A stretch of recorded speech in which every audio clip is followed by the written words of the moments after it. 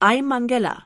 Sitting in the first-class lounge at O'Hare, sipping on a glass of champagne, I can still feel the weight of what just transpired. It was a battle against my own family, and I finally emerged victorious. Just a short while ago, I watched as my phone screen showed the time nearing 9 a.m. M. at the main branch on Lasalle Street in Chicago. I knew what was about to happen. My sister, Lily, 26 years old and always living beyond her means, was strutting towards the bank in an overpriced suit, and my father, Henry, was waiting in the car outside, full of false bravado. It all started when I received a text from Henry. Pay the $48,000 for your sister's villa by noon tomorrow, or I report you to the Professional Association for authorizing this and then lying. I'll see to it that you lose your job. There was no warmth, no care in those words. It was just a cold-blooded threat, accompanied by a photo of a forged document with my fake signature.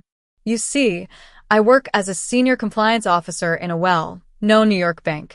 I deal with financial fraud every day, so I knew panic wouldn't solve anything.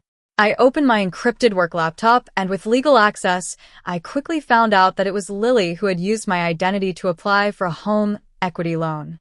She'd breezed through the security questions as if the answers were her own. Clearly, she'd treated my identity like her personal piggy bank for far too long.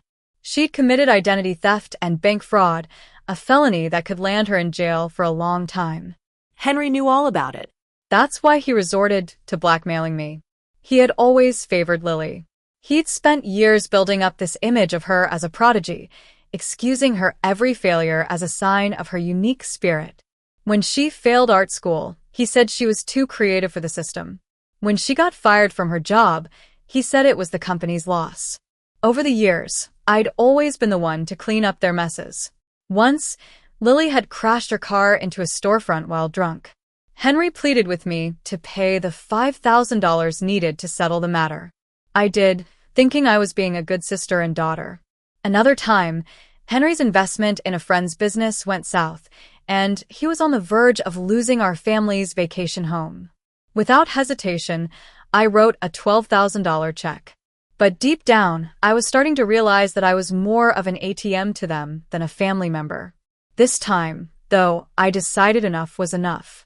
I found a transfer offer in my HR portal, a chance to move to the Paris branch as a senior risk analyst.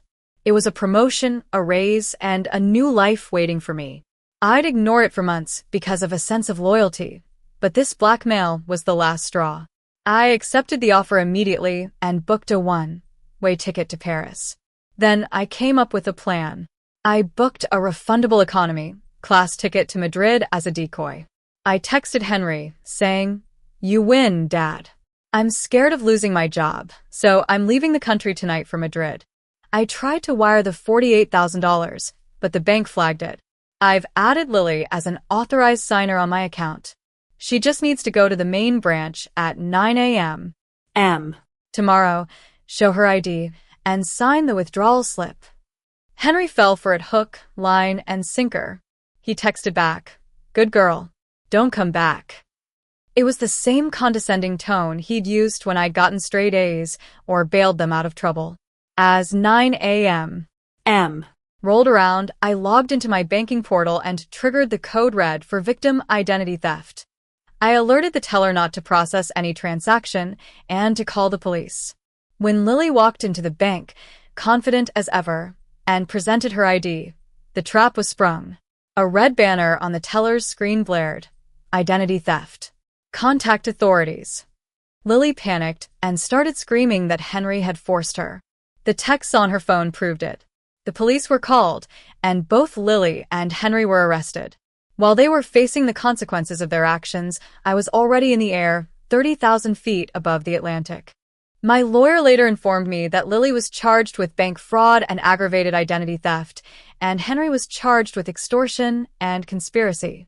Protective orders were granted, and I finally cut off all contact with them. I dropped my old SIM card into the champagne glass. It was a symbol of leaving behind the toxic past. Sometimes, the only way to take control of your life is to stop playing by the unfair rules set by your family.